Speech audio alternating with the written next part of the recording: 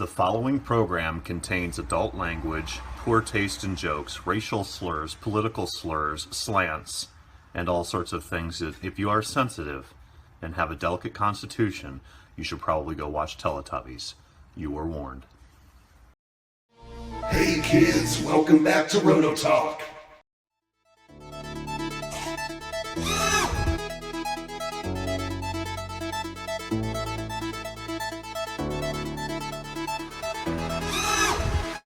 Kids, welcome back. It's a beautiful kind of Tuesday afternoon. There's might be a lot of background noise, okay, because I've got the doors open, the window open, which I usually don't have, and you can see the air conditioning of the house is right there. It's like 90 degrees out here, and like I just told the guys in the boat group today, I don't mind sweating in the summer, but I refuse to freeze in the winter. So this place is heated, but it is not air conditioned. But as you can see, there's always a huge breeze in here. So even with it being 90 degrees, if I open this door to the main garage, that door, and lake door, I get a pretty good breeze through here.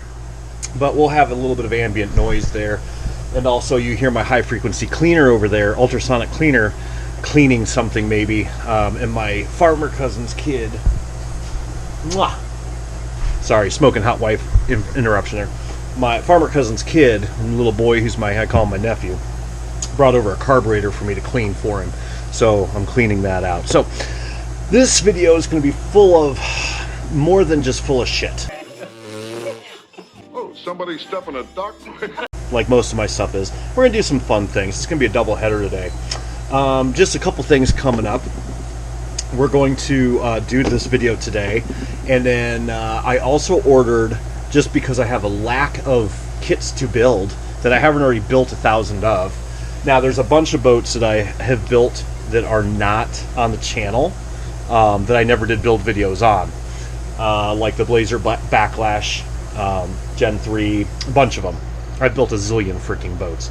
But be that as it may, I'm not going to build another Backlash because I already have two. So I'm waiting for the Zip Kits gas rigger to come out, the new gas rigger, and a couple other new ones to come out, but mostly I'm waiting on Joe's rigger. So I thought I'm going to go against the grain, and I'm going to build an electric. Because I had an electric Thunderboat. What was that? An ML Boatworks? I'll put it up here. And the link is in the description. This boat is killer. And I built it, and I had this huge motor in it. It was a 6S. That's a good sized boat. It's like 38 or 40 some inches, whatever. Read the description. And I loved that boat. I really did. And I'm not, you guys know me, I'm not an electric nut. I love my Zip Kits tunnels. I've built 3 of them. I only have 1 left. And that ML Hydro that you guys have seen 1,000 times, that's getting decommissioned. And the guts of that are going into my new Thunderboat, which is a Phil Thomas fiberglass jobby. Here's a picture of it. It's not here yet. I emailed him today. I don't have a definitive answer when it's going to be here. Hopefully within 2 weeks. Phil, if you're watching, that would be killer. I don't think you are, but that's fine. So yeah, I'm gonna, because I hit a buoy. That old Thunder of mine, FE Thunder, flew. I don't know if I have any run videos of it. I don't think I do. I don't think I ever did one. Beautiful boat, and it's pretty big for an electric, for me anyway. And the thing was just a beautiful boat. It just drove great. And I hit a buoy doing like 70, and it just lost the nose. It's so bad enough to the point where it wasn't really worth fixing. As a matter of fact, where is it? They're up there. I actually have cowls, brand new cowls for the same kit. So I may order another one someday and do it again, but in this case, smoking hot wife interruption. Anyway, loved that boat, but I thought this go around, I'm going to try, I think Phil Thomas boat hulls, they're fiberglass, and when it comes to, here's my thing, I know I'm just rambling for a while, but that's okay. You'll learn a lot, no doubt. Here's my thing about building hydros. Okay, I built that one. I built that one. I built a lot of hydros, but that one's the smaller version of that one. The top to that's over here somewhere. I don't know. That one's a 4S, I think. I don't know. I haven't run it in forever. I call these boats hardware holders. they're gutted, but the hardware's still on them. And you guys have seen my Blazer backlashes, obviously. F1 Hydros, I love them. Awesome boats, but honestly, let me go back, I'm making you dizzy. It's just a pain in the ass to sand everything. It's a lot of work because you have to do a lot. And honestly, I mean, I think I did a pretty good job on these. Don't get me wrong. Look at the dust. But hand sanding isn't my favorite thing in the world. Now, a Thunderboat, you can use an orbital for a big chunk of it. And I don't mind fine sanding by hand, but really getting my goopy shit off because I'm not the cleanest builder in the world. Whatever. So when it comes to hydros, even Thunderboats, and electric, I wanted to try Phil Thomas out. So I ordered that Thunderboat. We're going to gut the orange hydro, put those guts probably in that.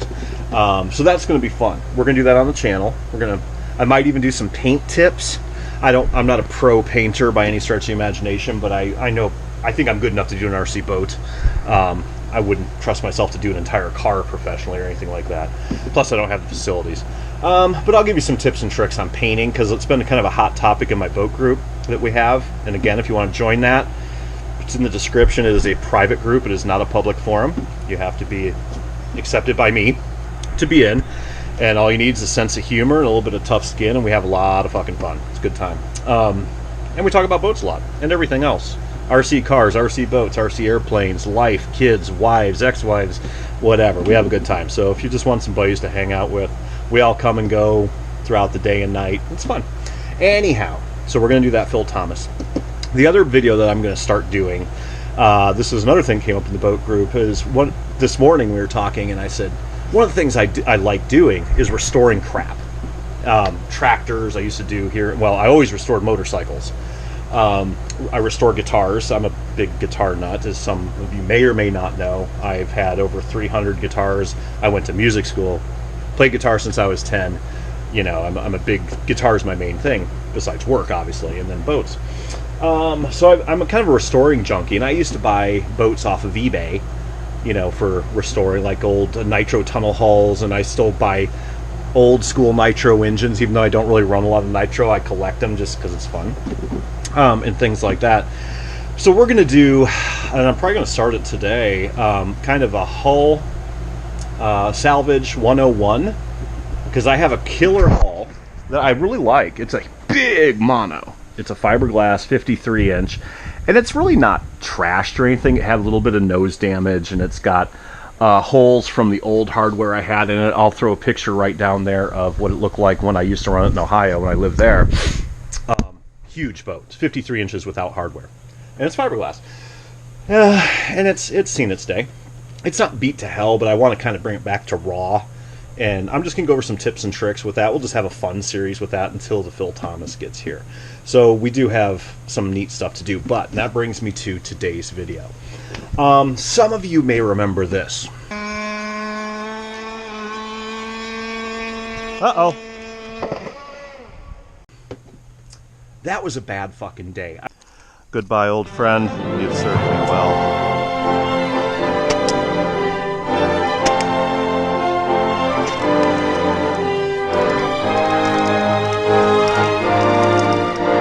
I think that was the second time I ran the Nintendo 2.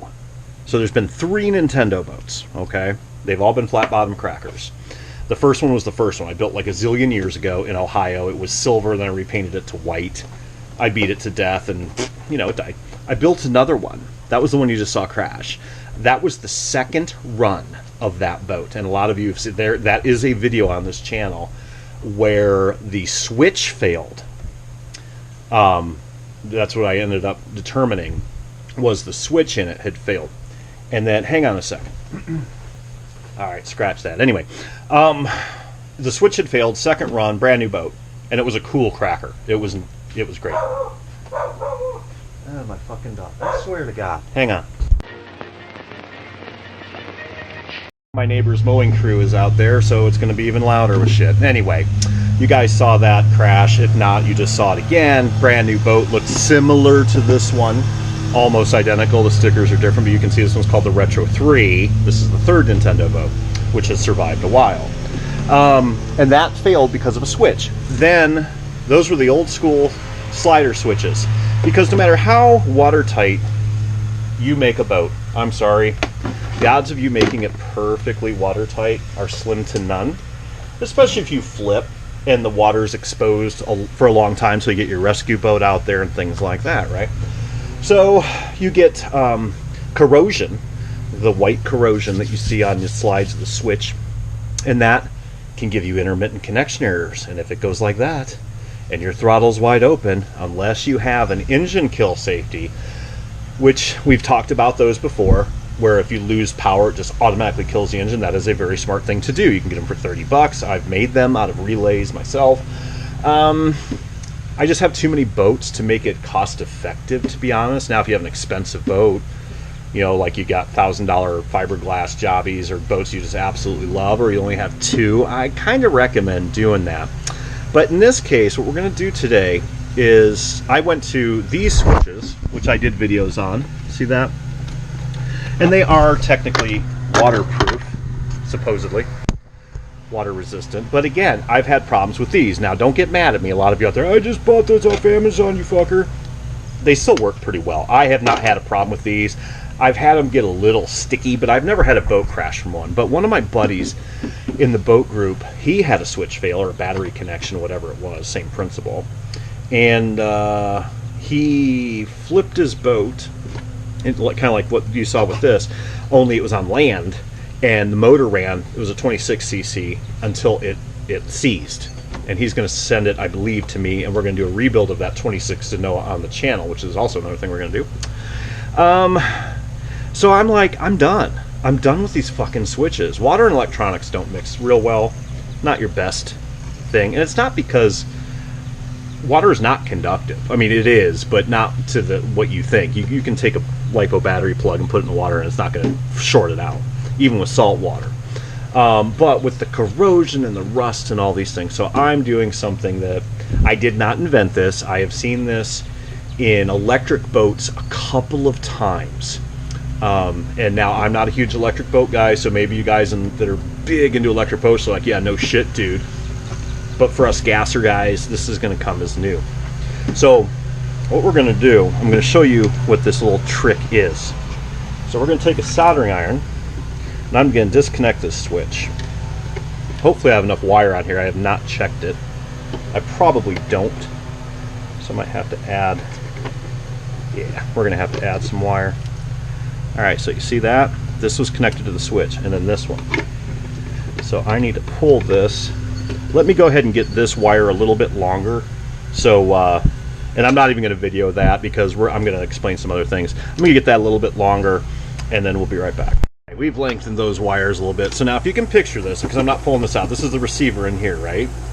And this would be a male on the other end of this cable. This is the female. This would be plugged into the receiver. And how it used to be wired was the black, the negative, was cut here.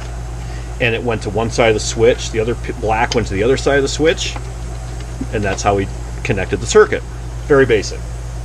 Now, what we're going to do here, so this went to the battery, right?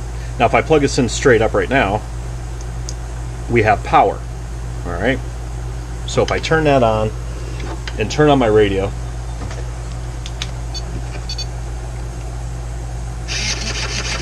right?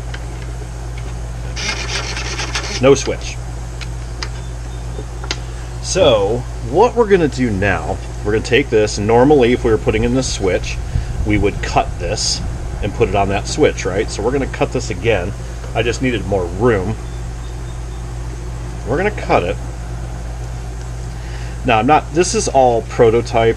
I'll explain that in a minute. So we're going to take some solder.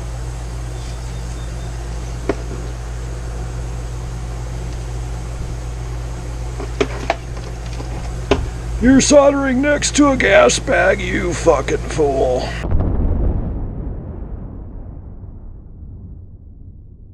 Nah. Live on the edge, kids. Okay. There. Now we're going to take, where is this? Hopefully y'all can see this. I'm sure you can.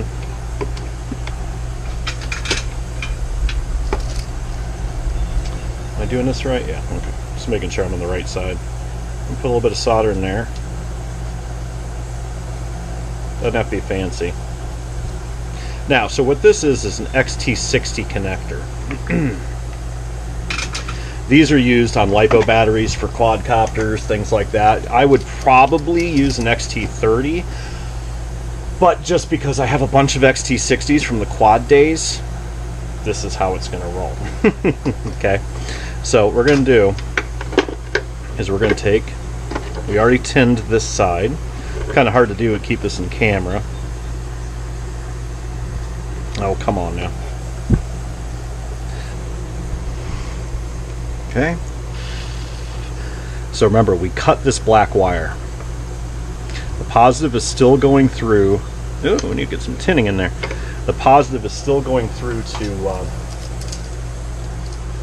the connector, just like it normally would. Y'all are just waiting for me to hit that fucking gas bag, aren't you? I love the smell of napalm in the morning. Not today, although I've done it. And sadly, it doesn't blow up. Alright. Would definitely make it more fun. Alright. So, if you have some helping hands, it definitely helps your situation.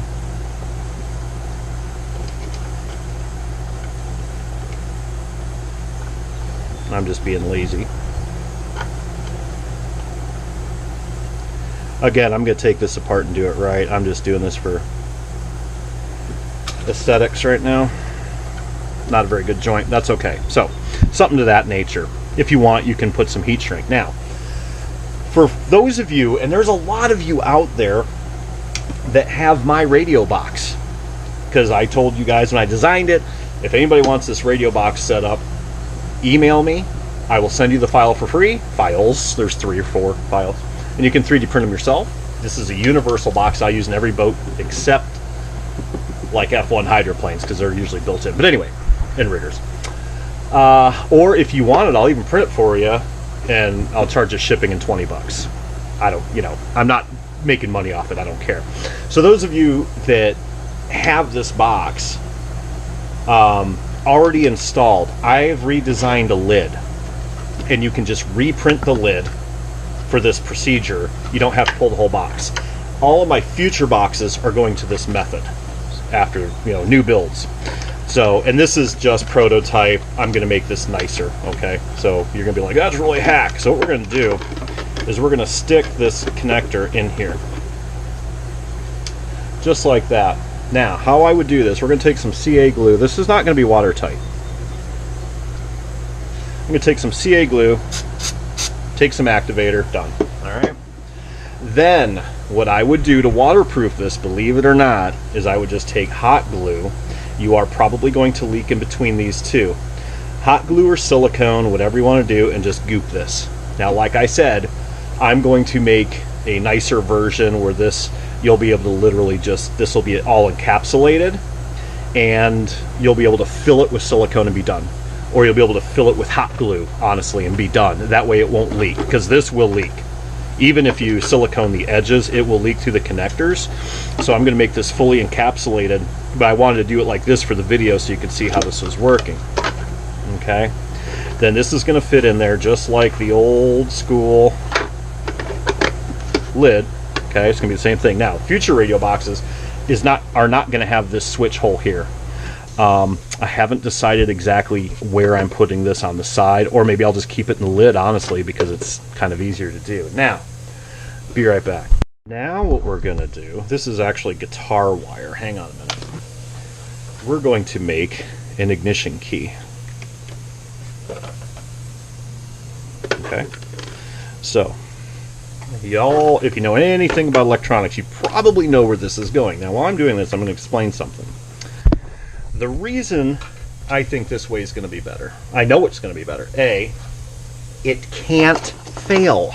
There are no mechanisms. There are no switches. Even corrosion, it's either going to make it or it's not. It's not going to be like sketchy. Because I've had switches in boats, nitros and gassers, where you turn it on and it works just fine. And then all of a sudden, you hit a wave and it bounces just right. Poof, you're done. Okay?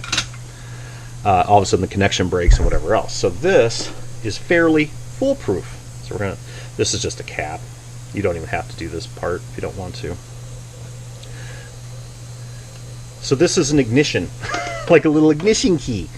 So when you put this in, this is just a jumper basically. Now in robotics or industrial controls, what I do for a living, a lot in the olden days, the safety fences for robot cells, and CNC systems, and upper manufacturing capital equipment, they used to use these type of plugs on their safety fences. They don't anymore, but so now you have this. This cannot fail. There are no moving parts now. If we turn on our radio. Now the neat thing is, I'll put a link in the description on Amazon where I buy these. No big deal, right? So nothing there. I plug in the key. Oh, I didn't plug in the battery. My bad. Ah, all that build up. And I didn't plug in the fucking battery. Alright, plug that in. Bada bing. Nothing. Plug this in. There's your switch. Now, what's cool about this, it's no harder doing this than it is putting in this. You can buy 10 of these for $7. Now, like I said, my box is going to have it for XT60s. I'm not going to do one for 30s just because I have like a lifetime supply of these freaking things. But if you want to do this on your own radio box, like a lot of you obviously aren't using mine, feel free to do. You don't even have to use. They probably even make little waterproof sealed ones where you don't have to fool around with the silicone and crap like that. I don't know. I haven't researched it that bad. I wanted to make something that was adaptable to all of my boats, because all of my boats almost have this box, right? And most all of my boats will have this box in the future because it's just the way I do it. And the neat thing about it is, for $7, it's less than $1 a boat. I'll put a link in the description for an XT60 pack. I think it's 10 for $7.99. Maybe it's $10. I don't even know. So $1 a boat versus $3 a boat or $5 a boat for a switch. It's never going to fail. And even if it does, for some reason, get enough corrosion on there that it doesn't work, you'll know right off the bat. It'll be like it won't work. You can take yourself your Dremel tool and just done. And you can build 7 of these keys, as I call them. All right, put them on your keychain. Do whatever you want. One, you can get away with one for 20 boats. All you need is the female. Plug this in.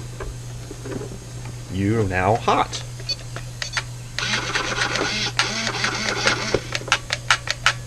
Done. That's going to be my new switch system from now on. Like I said, tonight I'll redesign this. Like I said, I'll probably just leave it in the lid, and that way it's just a lid change. I don't have to redesign all the other crap in there. And then, like I said, this will be encapsulated, and you can just fill that with hot glue. Hot glue will waterproof it. It will be totally fine. Take a hot glue gun, and I'll make this so you can fill it up like a little bowl and just let it cook. Or you could use silicone if you want. That's fine too. Whatever blows your skirt up. Epoxy, whatever. But hot glue would be better because it's not as epoxy. The hotter it gets during its pot time or its curing, it gets really, really thin, and it could flow through these and gum everything up, and then you have to start over. I would use hot glue, to be totally honest. I would just hot glue the hell out of it because it's never going to be more viscous than it is coming out of the nozzle.